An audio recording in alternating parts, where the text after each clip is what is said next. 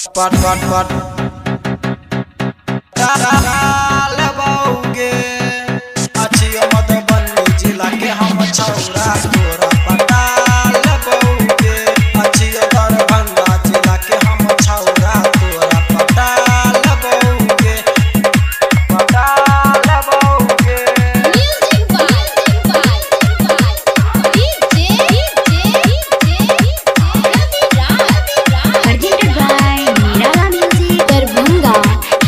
पहले मिले न तू हमरा से छौरी बता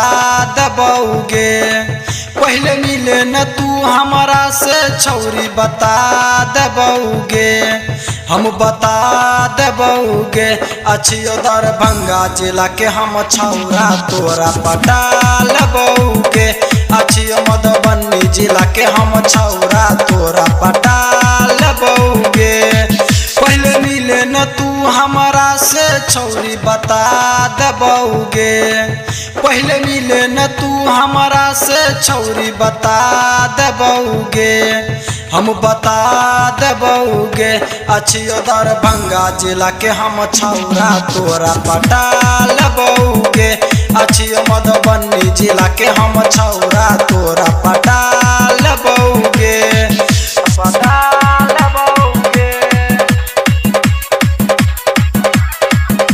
अछियो दरभंगा जिला के हम छौरा तोरा पटा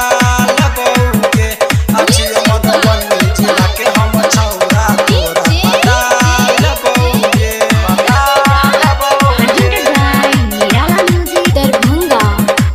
हे गई करना गुमान छौरी सूटिया सलवार पर नखरा देखे वही त चुमल तोरा गाल पर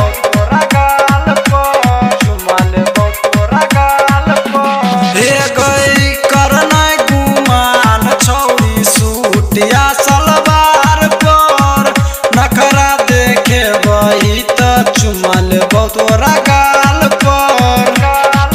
मान ले न हमर तू बात तोरा घुमा दबोगे मान ले न हमर तू बात तोरा घुमा दबोगे हम घुमा दबोगे अछियो दरभंगा जिला के हम छौरा तोरा पटा लगोगे अछियो मधुबनी जिला के हम छौरा तोरा पटा लगोगे।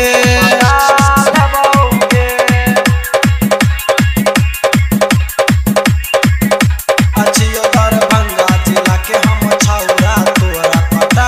लगोगे अछियो मधुबनी जिला के हम छौरा तोरा पटा लगोगे पटा लगोगे। हे गई गायक कृष्ण बनतो तोहर भतार गे राइटर मंटून से करी है नहीं प्यार गे करी है नहीं प्यार गे।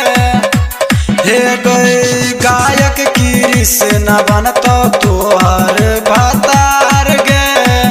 राइटर मंटून से करी है नहीं प्यार गे राजू अजित शंकर मिथिलेश सन की बोला लेतोगे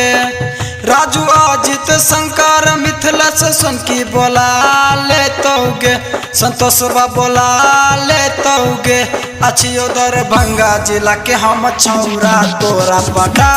लेबोगे अछियो मधुबनी जिला के हम छौरा तोरा पटा लेबोगे अछियो मधुबनी जिला के हम